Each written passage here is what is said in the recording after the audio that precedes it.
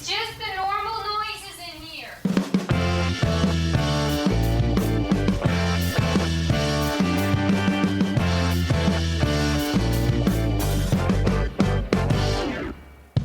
This is Polyphonic Press, the podcast where two music fans pick a classic album completely at random. Using the patented random album generator, they are given an album to review from a curated list of over 1,000 classic releases, spanning multiple genres. And now onto the show. Here are your hosts, Jeremy Boyd and John Van Dyke.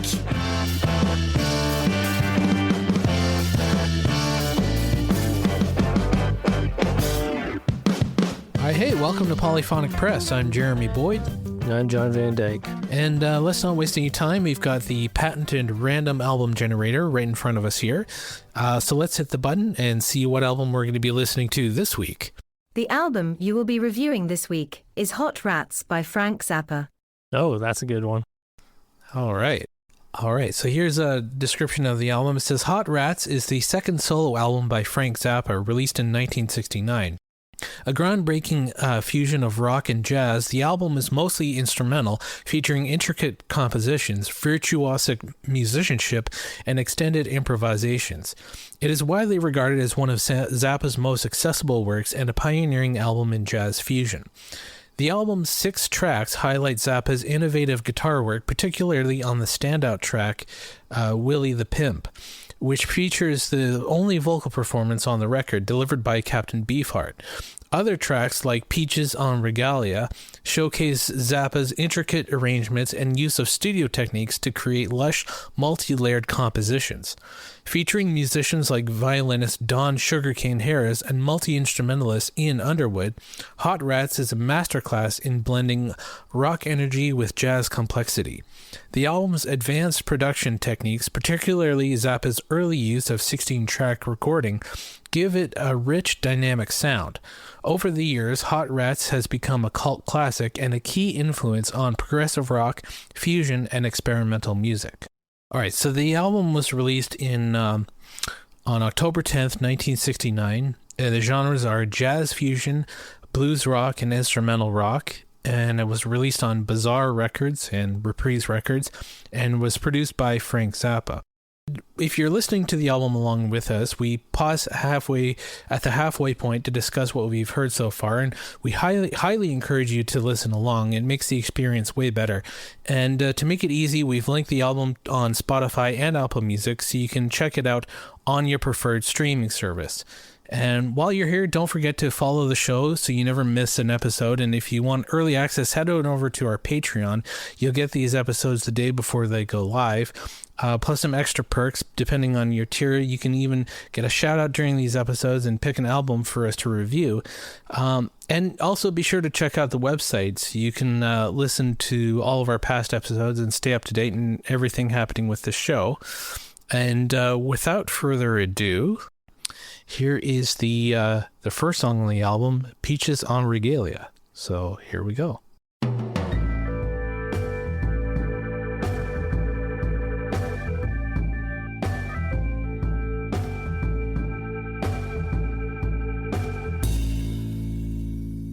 Okay, and ending side 1 with Son of Mr. Green Jeans.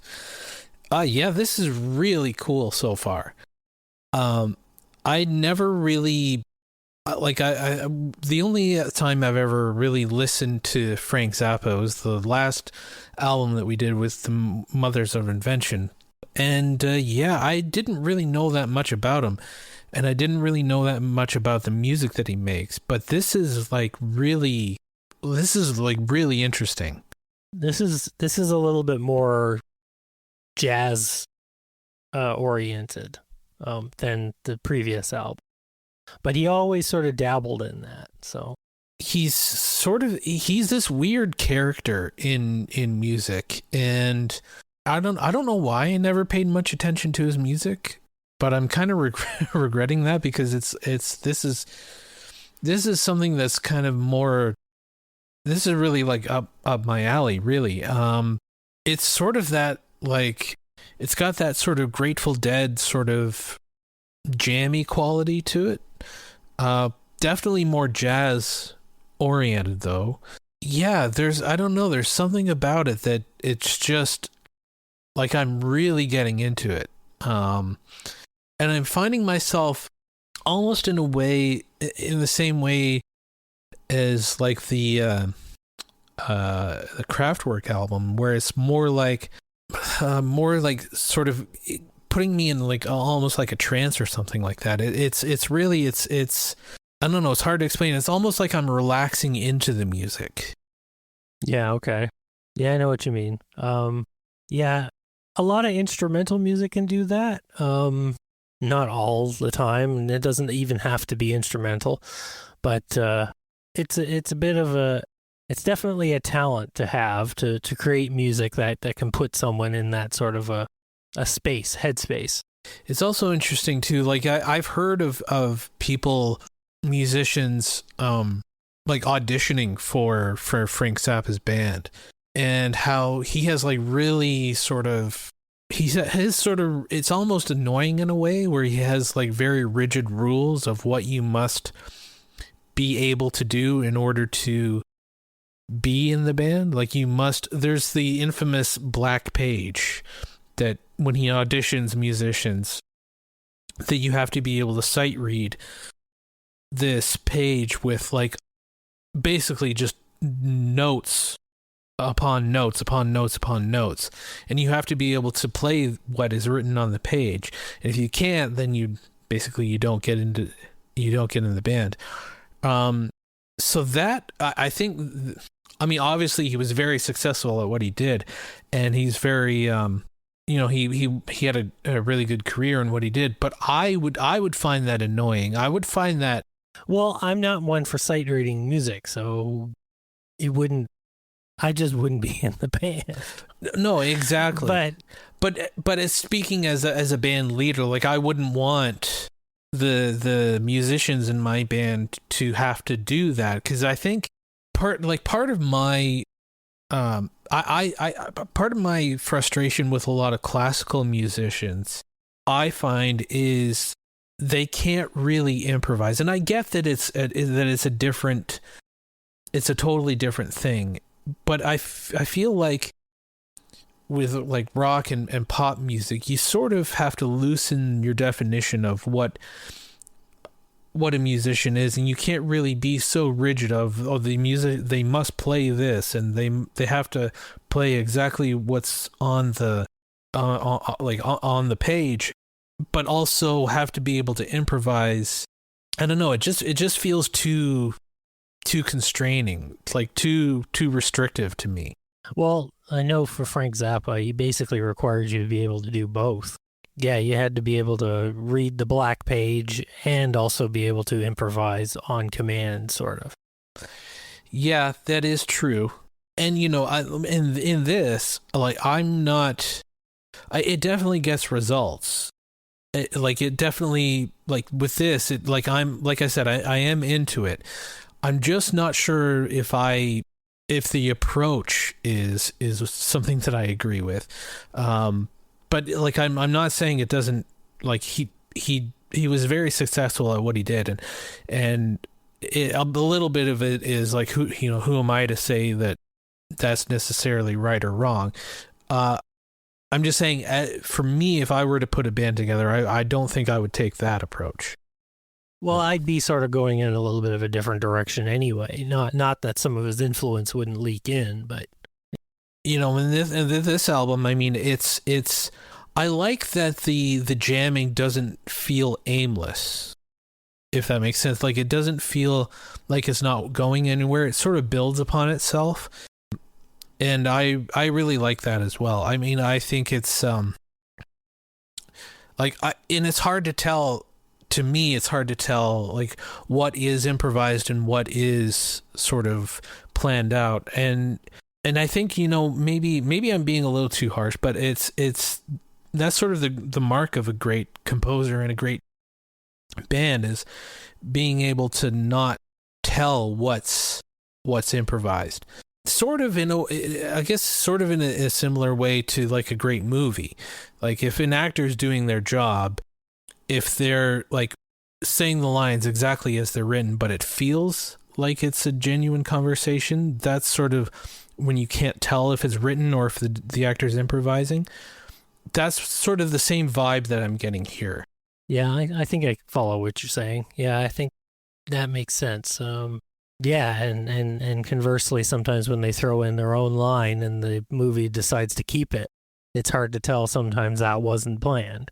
Yeah, no, and I think like he's put together a really a great band. I'm just curious if anybody, like, this isn't with the Mothers of Invention. This is a solo album. This is the first album of this sort of type. He would definitely revisit this sort of type of album lots of times in his career, but this is the first time he sort of did that. This is the first one after the Mothers of Invention, at least the first iteration of Mothers of Invention sort of was disbanded or whatever. And he's playing with a guy named Ian Underwood, who he's sort of known for this kind of music, jazz, avant-garde, experimental rock. And he was a member of the Mothers of Invention. But this is interesting. I didn't know Lowell George is playing rhythm guitar. Oh, that's interesting. Yeah, I did know that, some of the members of Mothers of Invention went on to form Little Feat, actually, with Lowell George and whatnot. So, yeah, I didn't know Lowell George was on this album, but that's really kind of interesting. He's a fantastic musician. I did know that. Yeah, he's a great musician, great songwriter, too. And, you know, Captain Beefheart. He's a strange fella. That's putting it lightly. He's a very strange. I haven't quite gotten into Beefheart yet. I don't think I'm ready for Beefheart, but he's a very strange character as well. Some of his stuff is pretty cool, for sure. The one album, Trout Mask Replica, is definitely a acquired taste. In the sense that you have to acquire your taste back after having listened to it. I mean, it's fun, but you kind of have to know what you're in for.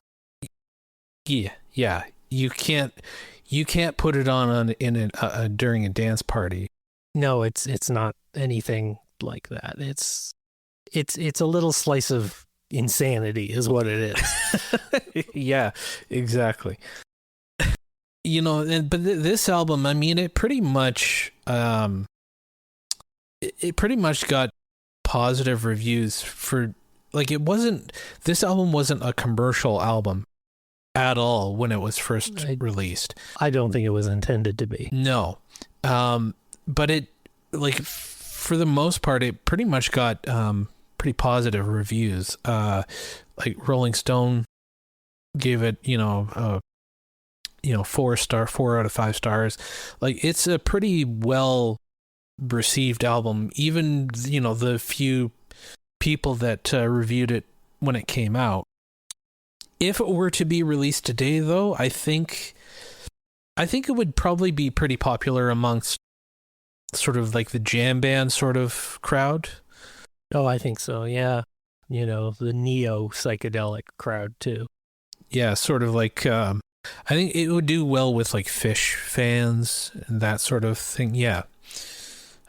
Like a mainstream, like some albums like were sort of underground when they came out, but like in the 60s and 70s, but they've become like iconic albums.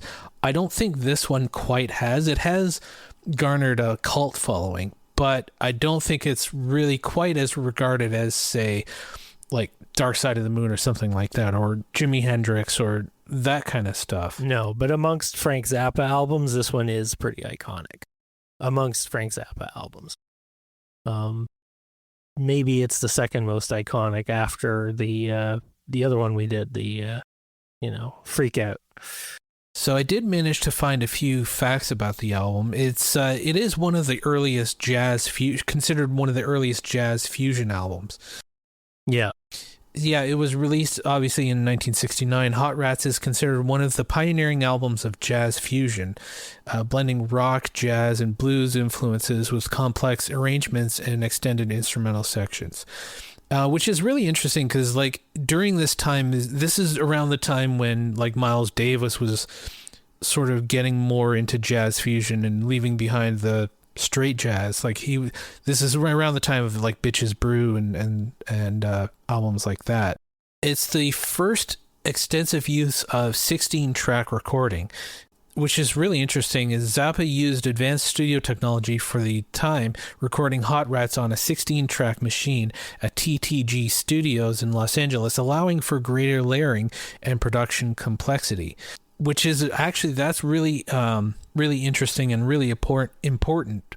So before the late 60s, getting high quality recordings of, especially like live off the floor, was really difficult because you only had a certain amount of tracks that you could work with. Yeah, you basically had to mic several things at once almost. Yeah.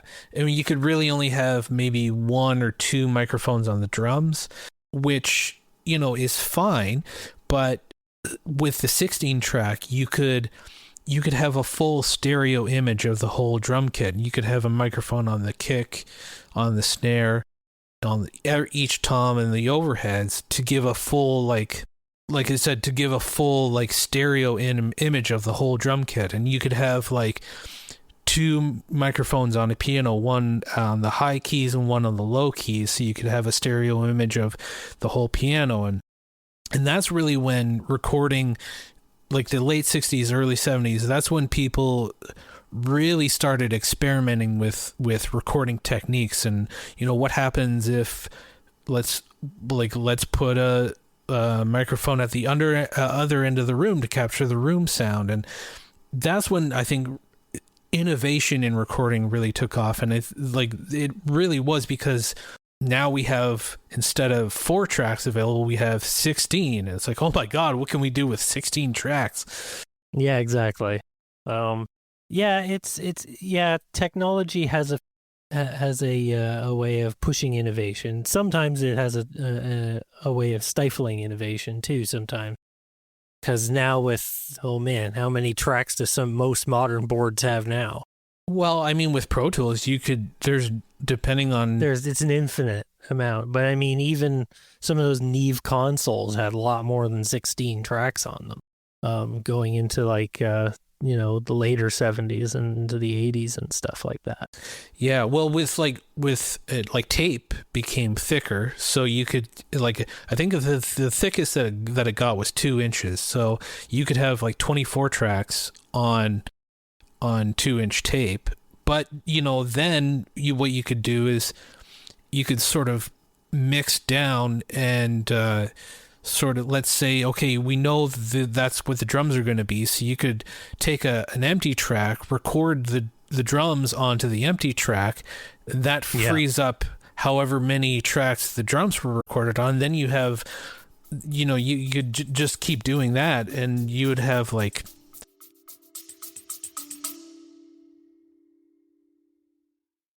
The podcast, Taking It Down, understands the working class person has a mind, can criticize, loves to think, knows there is more to a TV show and to a movie than first watch, yet may lack the time for more than just the show or the film. For what's worth your valuable time, Taking It Down begins each week with a non-spoiler section.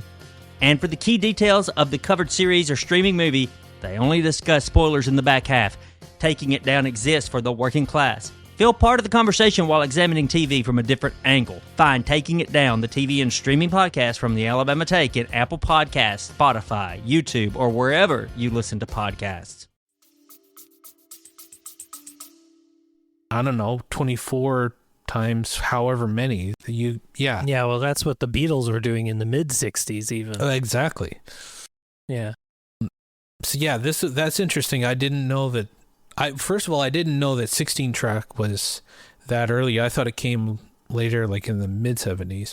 But yeah, and this album is mostly instrumental. Unlike many of Zappa's works, Hot Rats is almost entirely instrumental, except for Willie the Pimp, which features raw bluesy vocals from Captain Beefheart.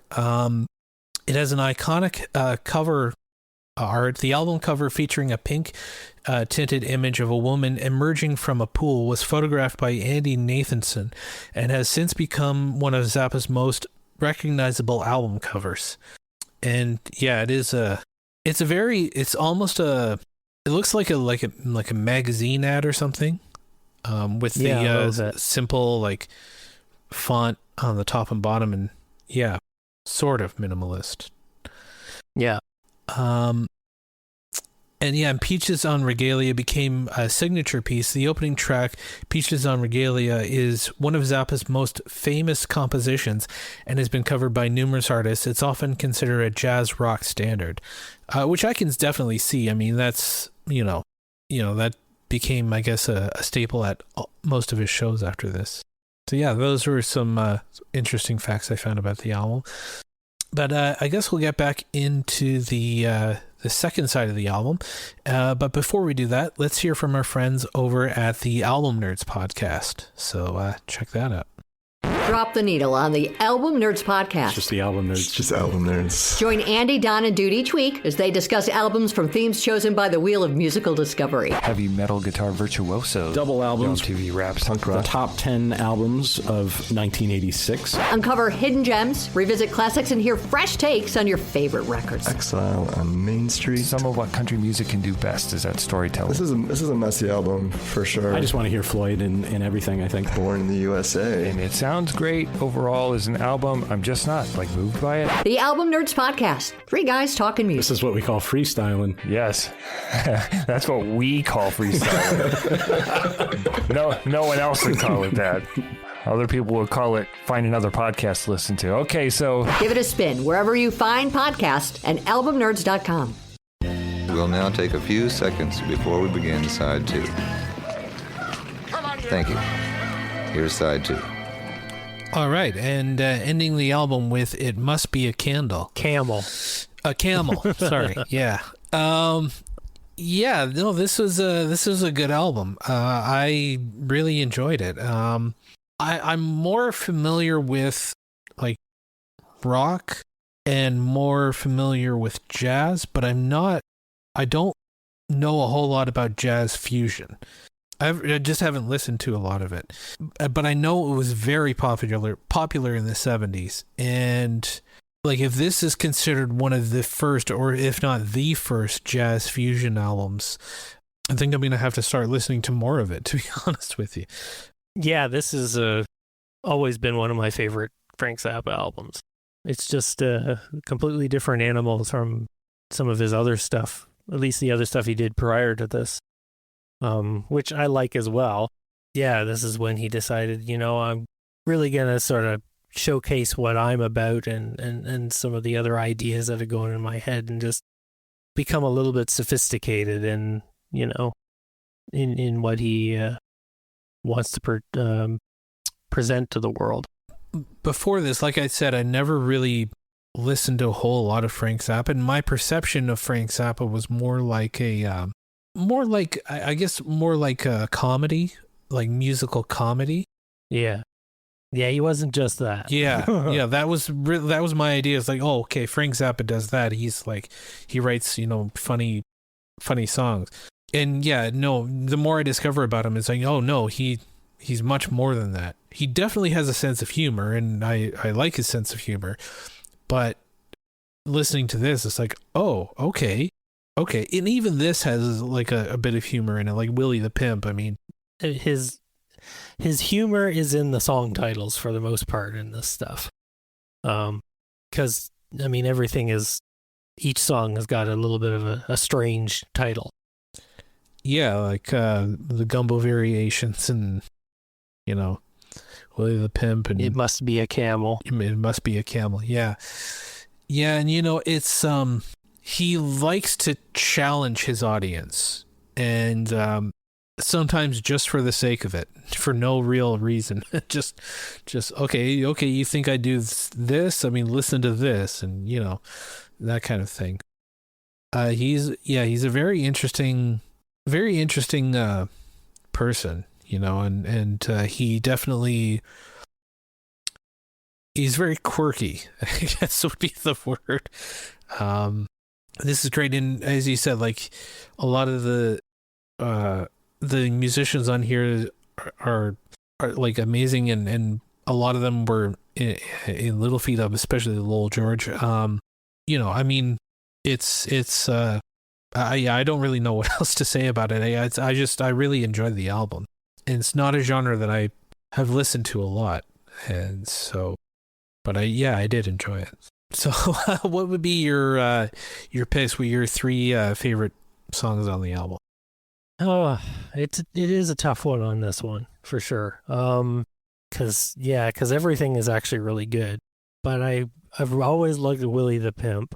The Gumbo Variations is pretty fun, even though it's like, you know, almost 13 minutes long. It's just fun. I love the you know, the rock and roll violin in it. Yes. Yeah, that was cool. It was pretty cool. And I guess I'm going to go with Peaches and Regalia just because it's a classic.